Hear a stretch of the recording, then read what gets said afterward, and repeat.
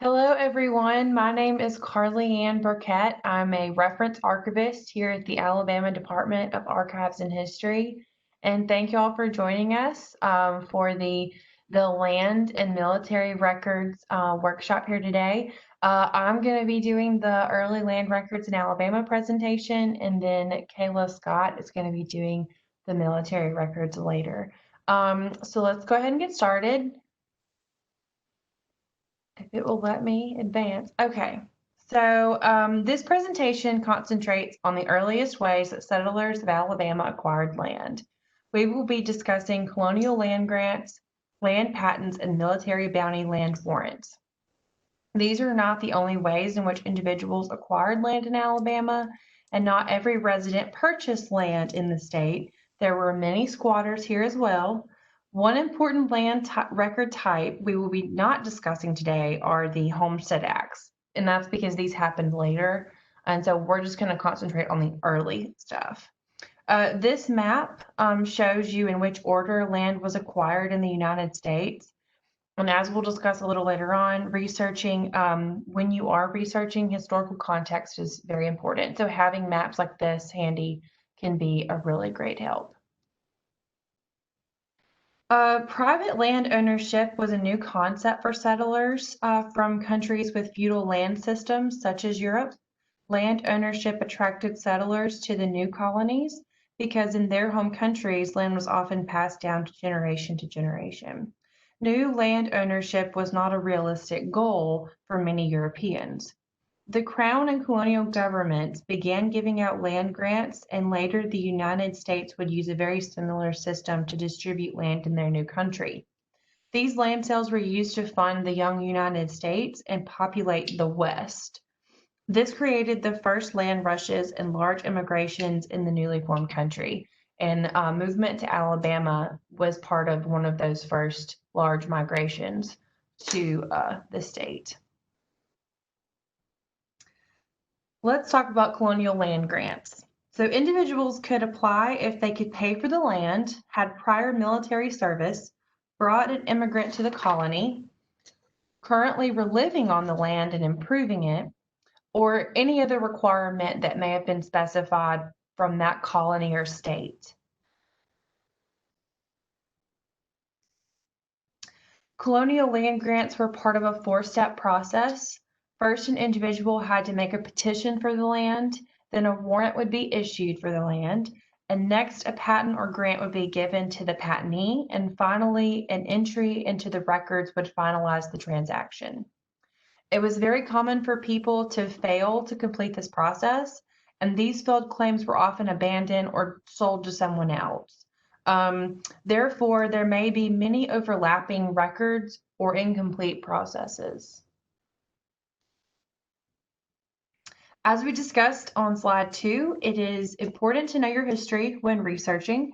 This helps you know where to look. For example, the state of Alabama has been under French, British, and Spanish rule prior to becoming part of the United States. The French claimed Alabama from 1702 to 1763, when it became part of British territory after the French and Indian War, or the 7 Years' War. After the American Revolution, parts of Alabama were then divided between Spain and the U.S. The state eventually became part of the United States after the end of the War of 1812. This is important because some pre-statehood Alabama land records will be connected to these earlier governments. So you have to remember the context of time. So, okay.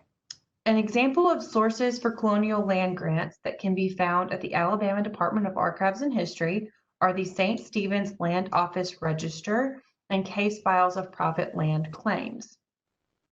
These records range roughly from 1786 to 1846 and contain case files of grants from the French, British, and Spanish governments. The land is often described in detail and may include drawings. In some cases, there can be personal information given about the claimant or their neighbors. Here is an example of one of these private land claims. This land claim is from 1803 and was granted by the Spanish government.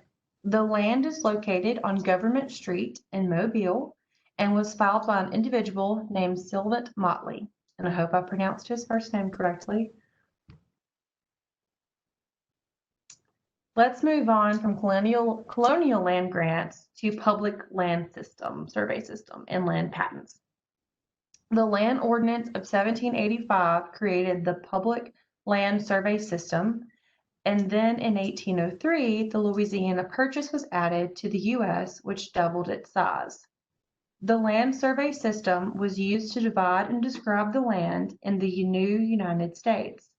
All federally owned land was subdivided by a rectangular system of surveys.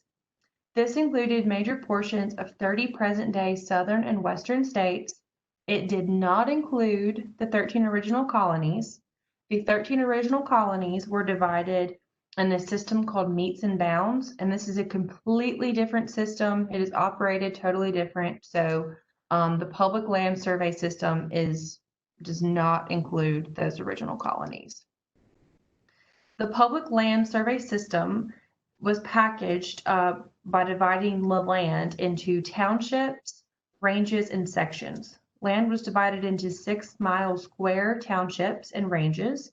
Each of these township and ranges were then divided into 36 1-mile square sections. Each section contained 640 acres, and then sections could be divided into smaller sections. And section 16 is always set aside for schools. Land patents give the legal land description and can be used to determine where the location of the land is on present-day maps. The Bureau of Land Management and History Geo are two websites that do this for you. Any later transfers or sales of land are then recorded in the state records or deed records on the county level. An important thing to know is that standard land patents issued by the federal government do not contain personal information about the individual unless the grants are military bounty land warrants or homestead land grants. So do not expect to find personal information on these land patents. This is an example of what the public land survey systems, township, range, and sections look like. So this is just for you guys to see how it, what that actually looks like.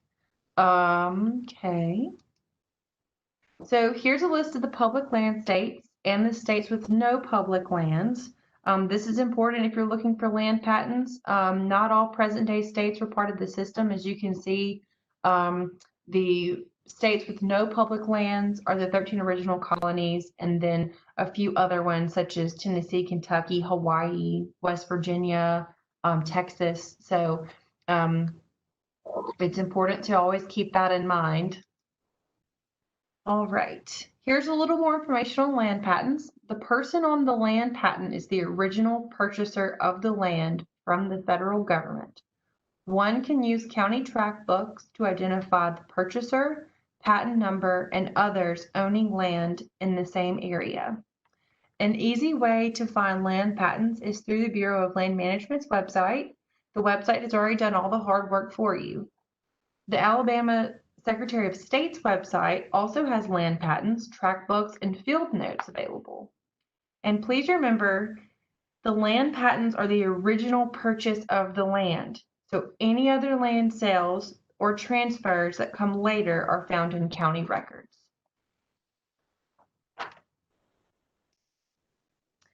This is an example of a land patent purchased in 1850 by John Burkett in Butler County, and this is how it will look on the Bureau of Land Management's website. You can see how the website plots out the land for you on a modern day map, so you can see where John Burkett's land would be today.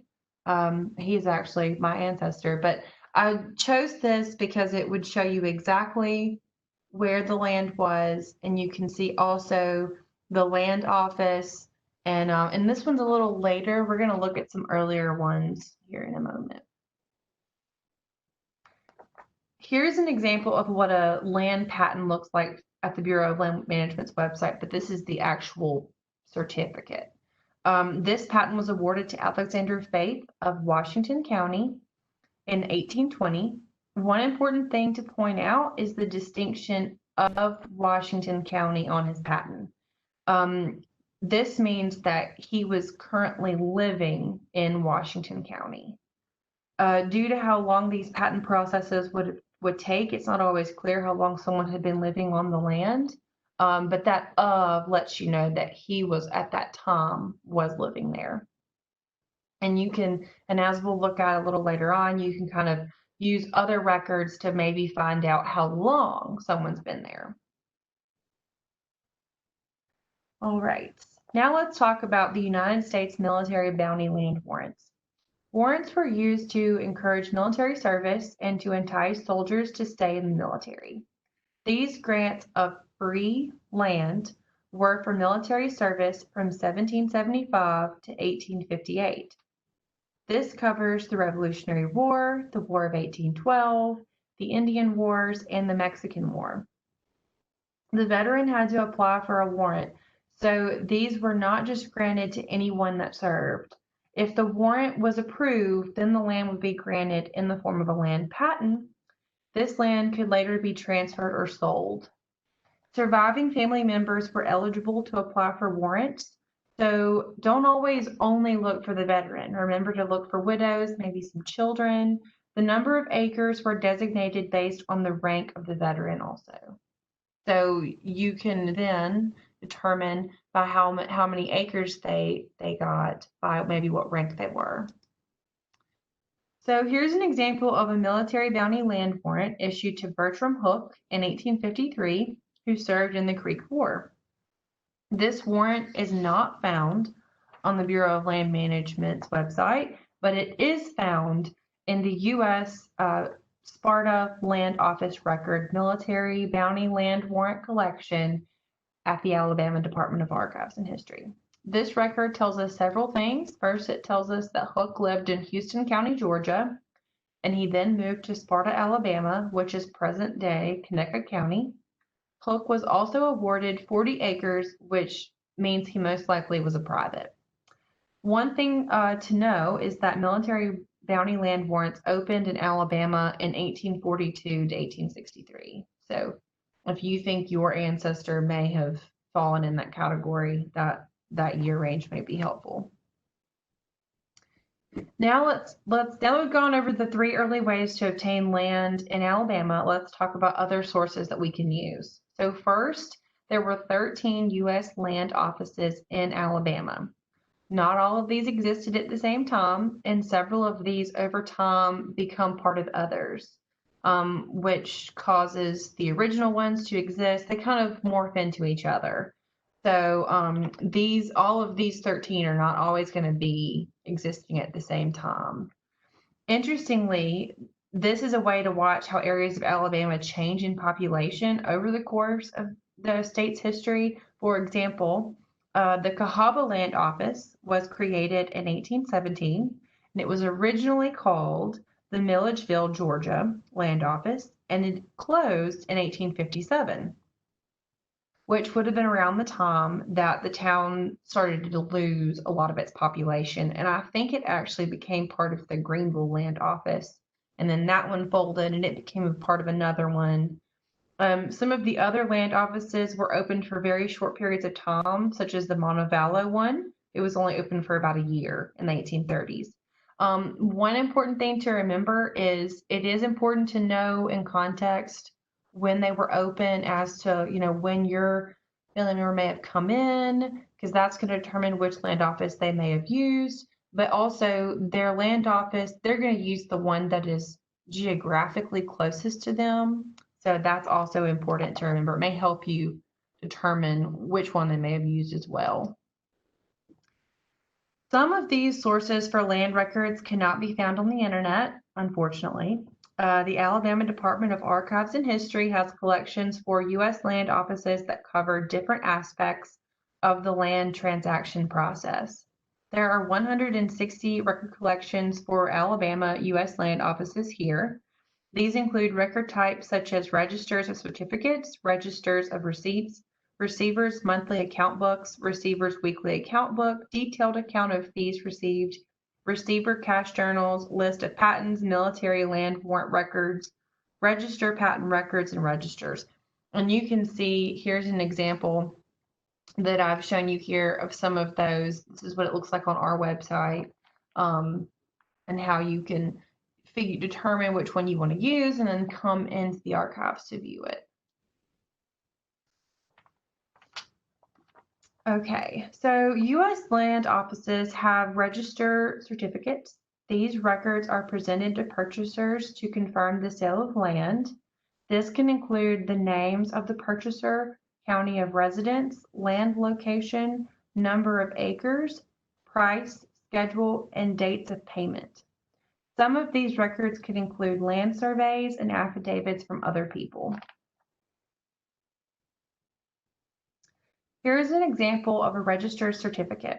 This one is for Alexander Faith, who we discussed on slide 15, and we looked at his 1820 land patent in Washington County. This registered certificate is an example of how the dates on the land records can be so complicated. For example, that land patent we looked at earlier is for the same land that's listed on this certificate. That land patent was signed by the president in 1820, and this certificate shows that the land process for that land started in 1812, and then it was paid in full by 1817. This shows that Alexander Faith has been in Washington County, Alabama since 1812. So essentially, what that means is that he started his land process in Washington County for this piece of property in 1812, and then in 1817 he had fully paid it off, but it was not actually signed over to him, and he received the actual land patent certificate until 1820. Next, let's discuss U.S. Land Office registers of transfers. These are records that contain copies of statements transferring a tract of land from one individual to another. These identify the seller, buyer, location of the land, and original receipt number. These records can be helpful in tracking the ownership of land. Here's an example of a transfer of land recorded in a register. This transfer is dated February 1819, which is about 10 months prior to statehood. This section of land was in Washington County, and the land was transferred from John Harrell to John Jaggers. It is in the top portion of the paper. So that's an example of how John Harrell had the land first, and he transferred it to another person. So John Harrell didn't complete the entire process.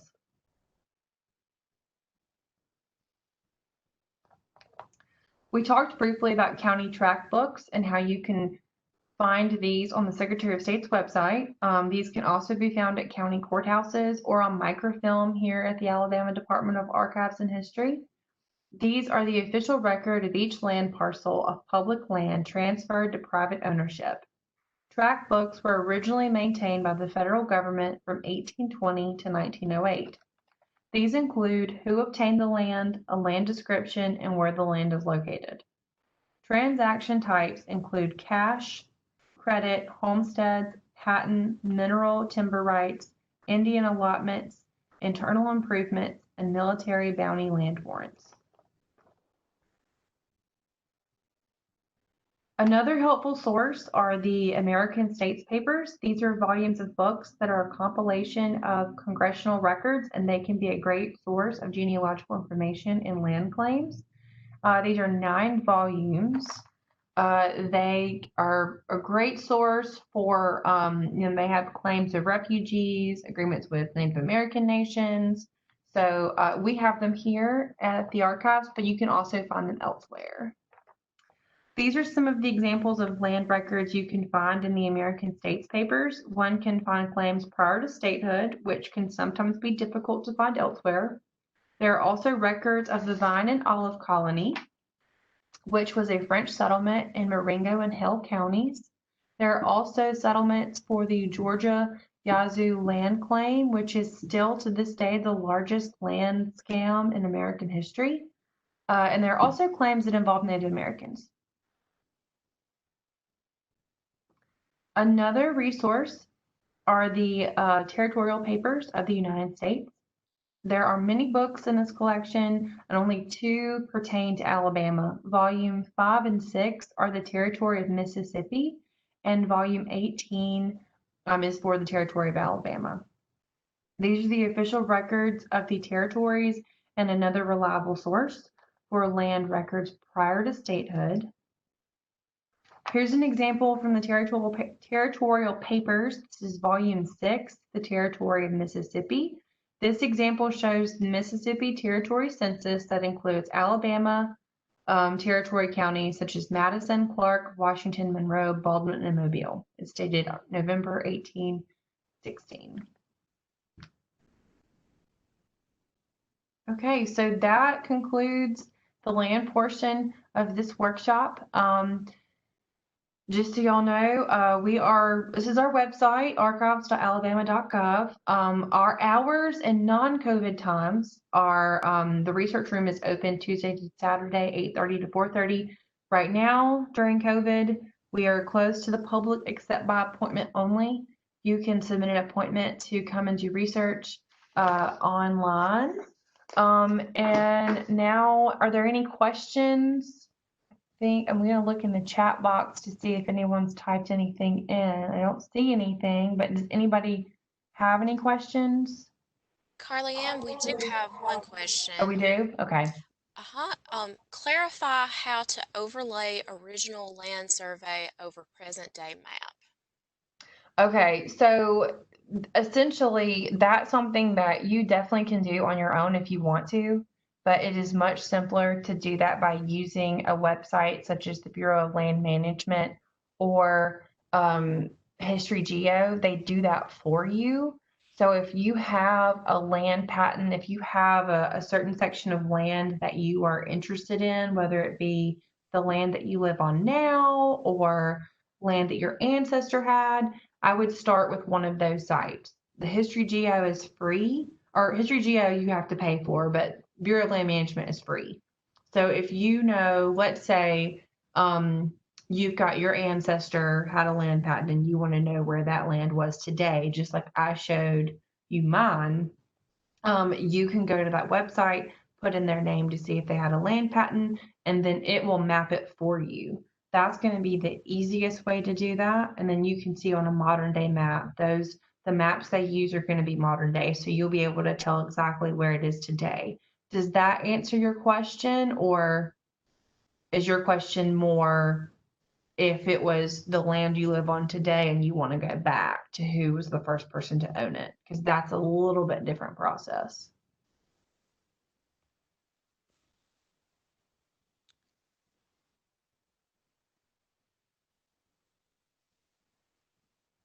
I'm not seeing a reply, so maybe that answered the patron's question. Okay. Are there any other questions? I see one more that Okay. says, I believe you already said this, but please emphasize again the best place to start looking for pre-statehood records of land ownership. Well, I would probably start for pre-statehood. I would probably start with those books, the territorial papers. A lot of stuff you can always start with what's on the Bureau of Land Management's website. But for pre-statehood, it's gonna probably be more like what's physically in this building. Those private land claims that are from the Spanish government. Those are kind of the big ones. But it really just depends on your time period. So probably what you want to do first is determine where you think your ancestor may have been pre-statehood. If you think he was in the Mississippi Territory, that's going to determine where you should go from there. Like that one example, Alexander Faith, and he had been, at first glance, it looks like he gets a land patent in 1820, which at that point Alabama was a state, but he had actually been here for 8 years. So,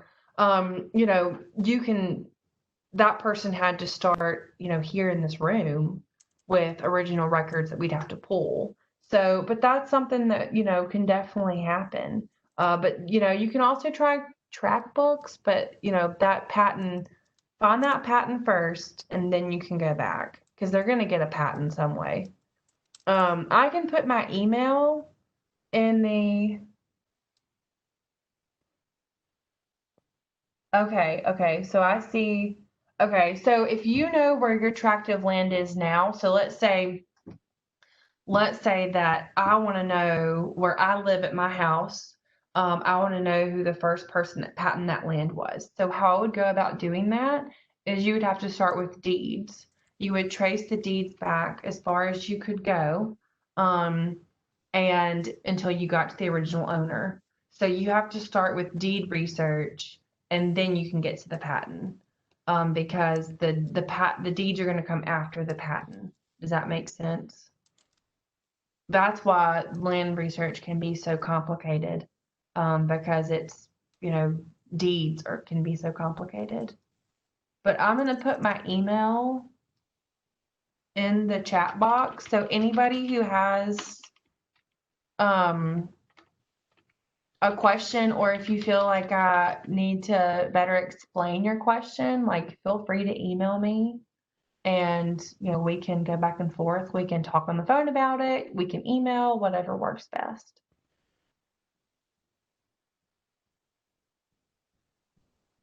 Okay. Are there any other questions? If not, we can. Let's see. There's a question asking, how do you find land that has been taken by eminent domain from Fort Rucker? Oh. That might be an email. Yeah, I think that one's going to be an email because I'm going to have to do some digging on that. My first thought would be that would be something that would be federal, but yeah, and email me that question. Well, I'll have to do some digging on that one. I don't know that one off the top of my head. There Okay. might be another couple of questions that Okay. you may want to look at once Okay. I start presenting. Okay, we can do that. All right. So I put my email in the chat box. So if anyone has a question later, whenever, feel free to email me, or you can call, whatever works is fine. So I think now we're going to switch over to, because it's 10:30, I think now we're going to switch over to Kayla.